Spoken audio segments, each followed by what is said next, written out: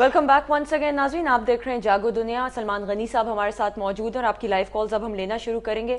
غنی صاحب السلام علیکم. السلام علیکم جی غنی وعلیکم صاحب. السلام. غنی صاحب یہ ایک بڑا عجیب سا واقعہ کل رات کو جو ہوا اس کے حوالے سے، ڈاکٹر عمران فاروق کے حوالے سے، ان کے مرڈر کے حوالے سے آپ کی اس میں کیا رائے ہے؟ بڑا افسوسناک واقعہ ہے جی، اور ایک اچھے سیاسی کارکن تھے، طویل سیاسی جدوجہد کی، ایم کیو ایم کے اہم رہنماؤں میں ان کا شمار ہوتا تھا. پارلیمانی سیاست انہوں نے کی، کراچی کے مسائل کے حل کے حوالے سے ان کا اپنا رول ہے. اور اس طرح ایک سیاسی کارکن کا لنڈن میں قتل ہونا یہ بڑی معیوب بات ہے. بڑا لیکن اچھا پچھلے 1.5-2 رجحان سال ہے. سے ان کا لیکن کچھ ایم کیو ایم کے ساتھ اب ایم کیو ایم کے حوالے سے وہ غیر فعال تھے، اور اس طرح کی خبریں بھی آتی رہیں کہ ان کے کچھ اختلافات تھے. اور میرے خیال میں ایک غیر فعال جو ایم کیو ایم کے رہنما ہیں، ان کے اس قتل کے بعد کراچی کی صورتحال بڑی الارمنگ ہے. 10 روزہ سوگ کا اعلان کیا ہے الطاف حسین صاحب نے، ایم کیو ایم کی قیادت نے اس پہ اپنا جو بڑا اسے افسوسناک ثانیہ قرار دیتے ہوئے ان کا جو رد عمل سامنے آیا ہے. یقیناً ان کی ایک طویل وابستگی تھی ایم کیو ایم سے. میرے لیے تو میں تو یہ سوچ رہا ہوں کہ اب پاکستان کے بعد لندن بھی غیر محفوظ ہو گیا ہے ہمارے سیاسی کارکنوں کے لیے، سیاسی رہنماؤں کے لیے.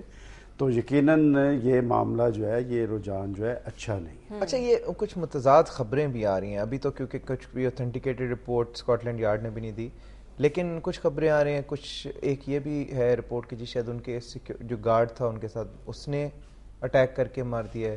کچھ نے کہا ہے کہ یہ مگنگ کا انسیڈنٹ بھی ہو سکتا ہے، جو کہ بڑے اتنے بڑے شہر میں، لندن جیسے شہر میں یہ بڑی کامن چیز ہے مگنگ کرنا، مطلب کہ کسی کو فاروق جب لوٹنے کے لیے. اس طرح کا واقعہ لندن میں ہوتا ہے، میں سمجھتا ہوں کہ پہلے وہاں کی پولیس ضرور تحقیقات کرے گی. یہ معاملہ تو بات کی ہے کہ انہیں دفنانا کہاں پہ ہے، تحقیقات پہلے انہوں نے اپنی تحقیقات کرنی ہے.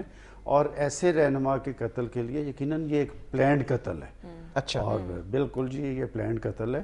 اور یہ رجحان جو ہے یہ اچھا رجحان نہیں کہ پاکستان کے اندر تو چلیں جو حالات تھے، اگر لندن کے اندر بھی اس طرح کے سیاسی رہنما جن کی اپنی سیاسی جدوجہد پاکستان میں کی ہو اور ایک سیاسی جماعت کے ساتھ متعلق رہے ہوں، وہ طویل عرصہ سے لندن میں مقیم تھے.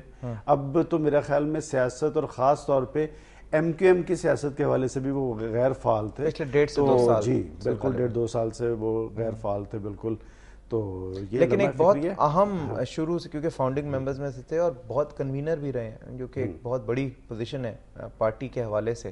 میرے لیے تو یہ جو کراچی کے اندر جو صورتحال بن گئی ہے یہ الارمنگ ہے.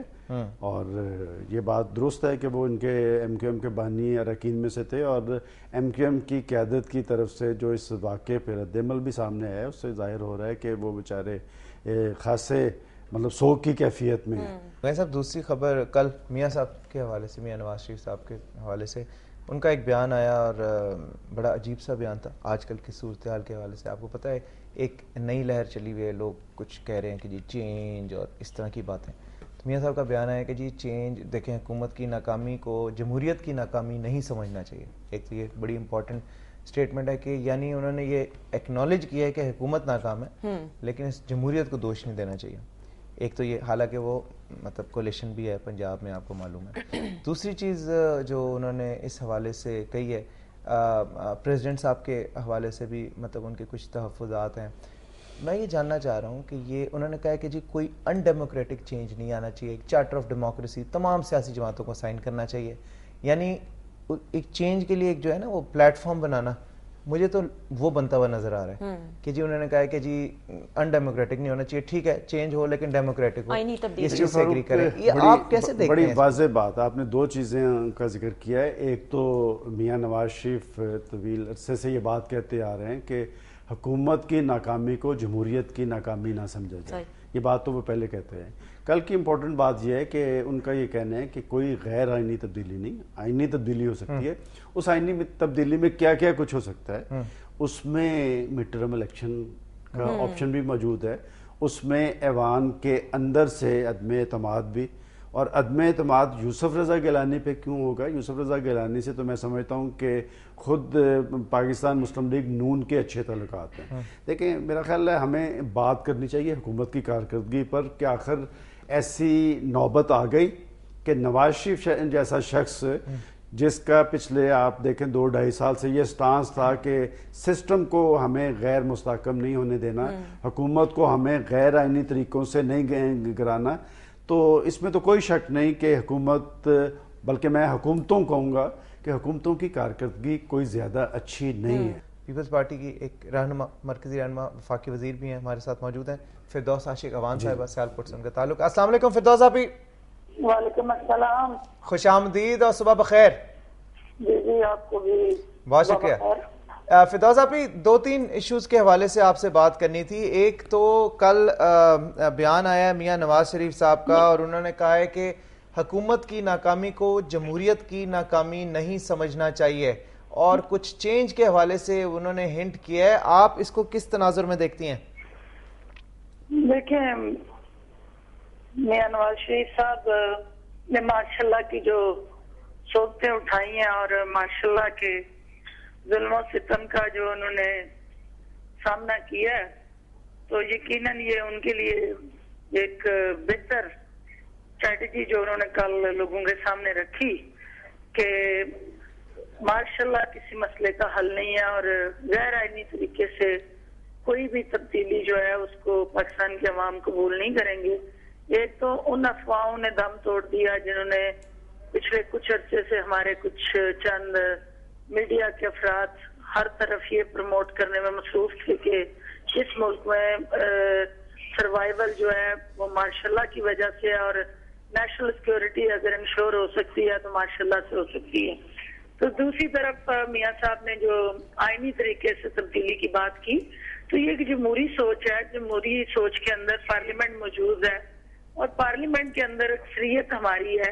اگر کوئی چینج لانا چاہتا ہے تو وہ لائے، وہاں پارلیمنٹ میں موو کرے، ریزولوشن دیں۔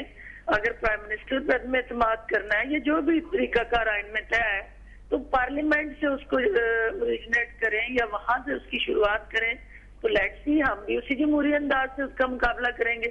بہت شکریہ ڈاکٹر فردوس عاشق اوان صاحبہ، آپ کوئٹہ میں موجود ہیں، آپ نے ہمیں جوائن کیا لائیو بیپر پہ۔ غنی صاحب، فردوس عاشق اوان صاحبہ نے 2-3 اہم باتیں کی، بڑی اچھی انہوں نے پولیٹیکل سوچ اور اپروچ کی بات کی ہے۔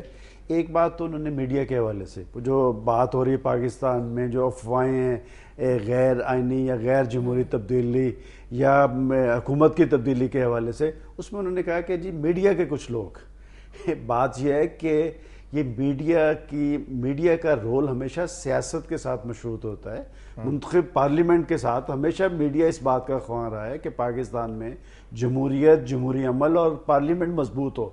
یہ ساری افواہیں کہاں سے شروع ہوئی ہیں؟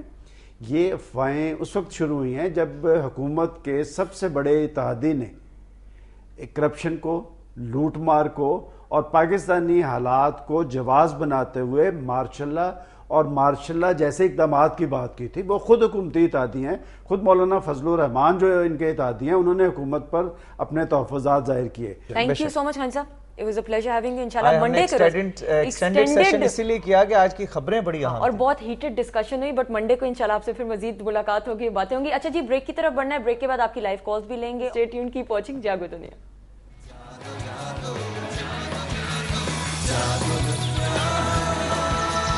Jago,